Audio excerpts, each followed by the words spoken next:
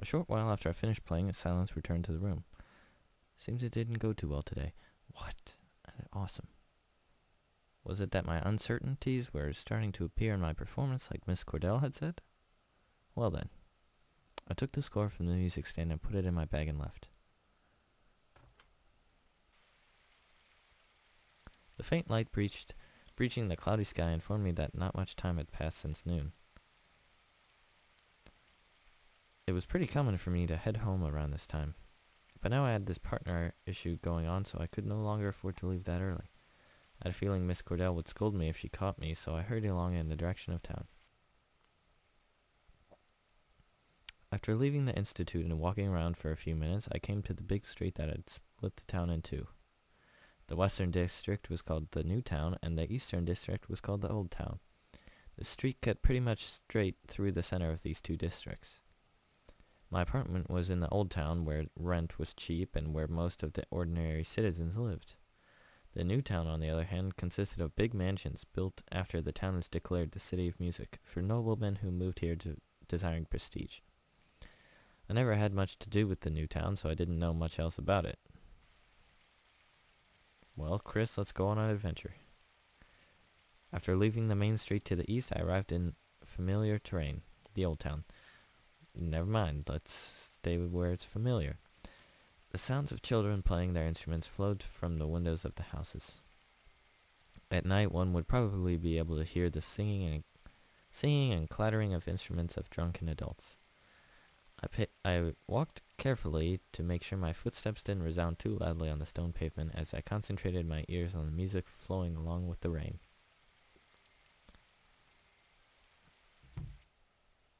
And I'm home. I'm home.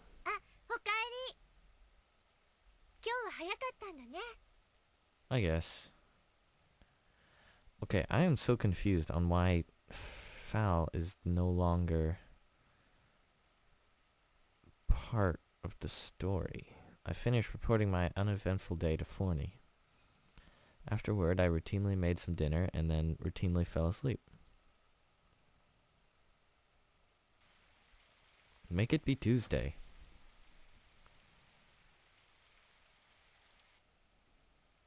I can't read Italian. I finished morning practice as well as my lunch as usual. It seemed Torta had just finished eating as well. She was looking my way, curious to know how I would spend the day today.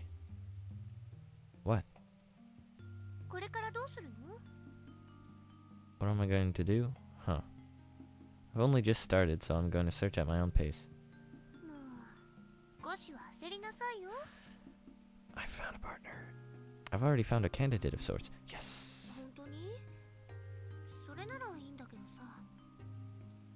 It's true, so don't worry about it too much.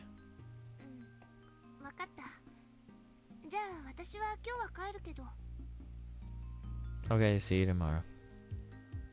Well then, what should I do now? Lesson room?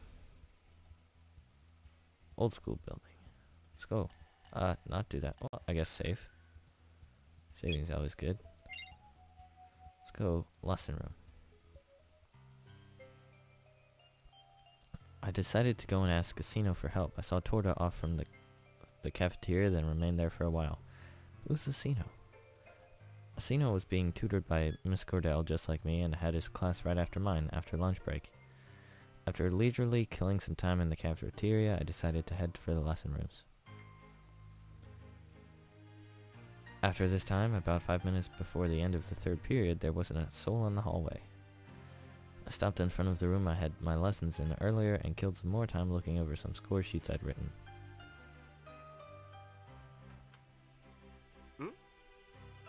Upon hearing Asino's voice, I put away the sheets and raised my head. Well, something.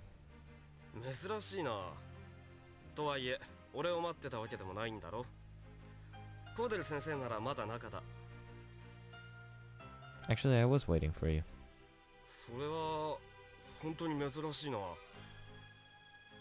His voice does not match his face at all. One could say that, excluding Torta. Asino was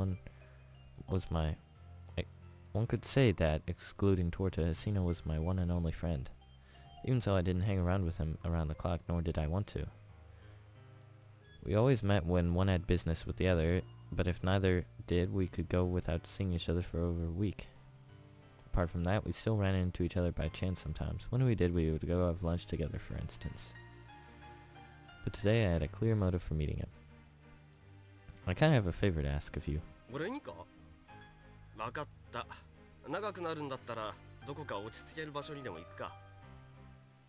Sure, let's talk while we're walking as well.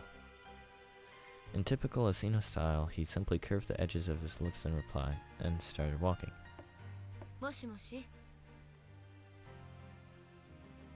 Hello. Hello. Miss Cordell was leaning against the door frame of the lesson room looking our way. Something like that. Oh, either. She stated indifferently, showing neither anger nor forgiveness. I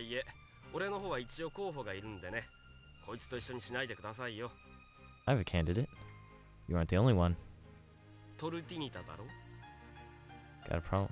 Foul, man!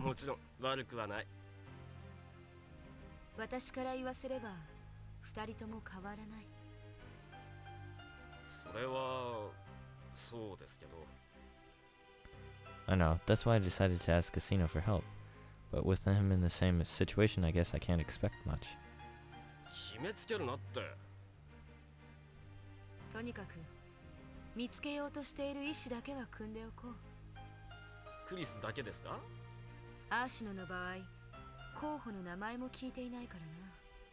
Don't say foul. He doesn't have anyone.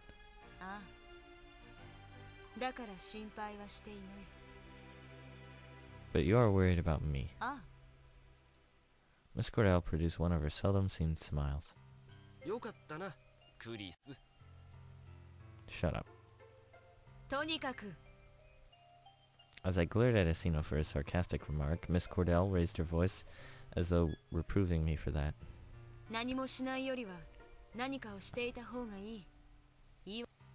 Oh, I cut her off. Oops. An excuse for you.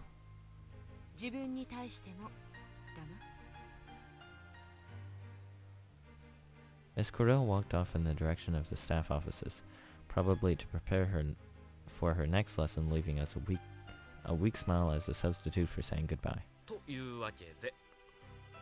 Asino took this occasion to turn the tables on me.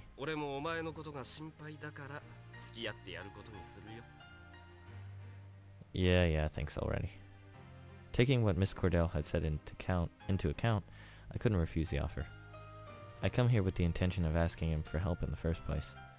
I meekly agreed with his proposition and let Asino decide where to go. Sure, but where to? Oh my gosh. I meant foul there. That place seems appropriate, alright? Asino said matter-of-factly and set off in the direction of the secondary school building. When I went there before, it had become painfully clear that finding a partner in that place was an impossible task. But I met foul in the end, so I couldn't say it had been completely fruitless either. Besides, it might be different this time now. Asino was with me, and he didn't have any problem socializing. Oh well. I muttered to myself and then followed in his tracks.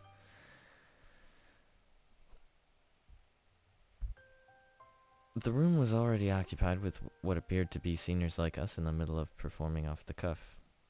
Seeing as freshmen and juniors still had classes around this time, this was likely the case. They took note for our entrance and promptly stopped performing. One of them called out to Asino. Asino, どうしたの? ちょっとね。ところで君は声楽家だったっけ? 何言ってるのよ。ピアノ科に決まってるでしょ。忘れちゃったの? 姿だけでなく歌声も美しそうに見えたからな。Wow. Although I doubted she took that too seriously, the girl smiled and let his mistake slide. All I could do was stand by the wall and watch Asino chat people up like that. Although he was a Fortellist, he once told me that he had originally wanted to become a poet. That might explain why you could say such nauseating stuff without so much as flinching. The people around him didn't seem to mind much, though it might have been a talent of sorts. 声楽科の子は今日はたくさん来そうかな。そうね、私の友達が後で来るって言ってたよ。残念ながらね。とはいえ今日は俺の相手探しじゃないんだ。そうなの？ま、とにかくその子たちが来るまで待たせてもらおうかな。Asino waved and bid the girl farewell, then came walking my way. おい、クリス、やる気はあるのか？ You tell me. 何しに来たんだよ。To search, right? まあいいか。どのみち声楽科の子が来ないことには話にならないしな。ちなみに俺は適当に時間を潰してるけど。I'm just here to randomly search. わかった。それらしい子が来たらお前も積極的に話しかけろよ。I'll try.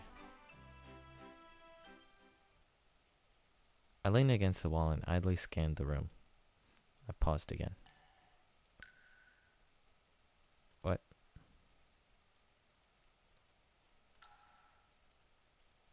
Oh. More and more people arrived with time. This place seemed to fulfill its role of stimulating students to socialize all right. そうなんだ。 The voice of Asino frivolously talking to female students sounded very distant to me. Despite talking to them so familiarly, he once told me that he didn't even remember the names of most of them. I wasn't quite sure whether I should be amazed by that or not. As for me, I didn't have a knack for addressing people I had never met before, and even less so for being addressed by them. At present, no one seemed curious enough to talk to me, making me wonder if people realized this fact just by looking. クリス、君に壁の花は似合わない。 Wallflowers are fine. What? The one person who had been curious enough to talk to me in the past addressed me with the same phrase back then. Although I felt a bit of nostalgia, I still thought it was kind of creepy. How about telling that to one of the girls? いや、それはもう飽きた。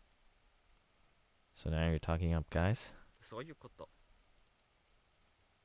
Asino stated in apparent jest. His face turned serious after that. 今日はどうする？ Well, right now I'm actually gonna save. Right here. No, I lied. Right there. And quit the game, because my time is up. But, yeah, so this will probably go up. The 8th? Yeah. 8th. Sounds good.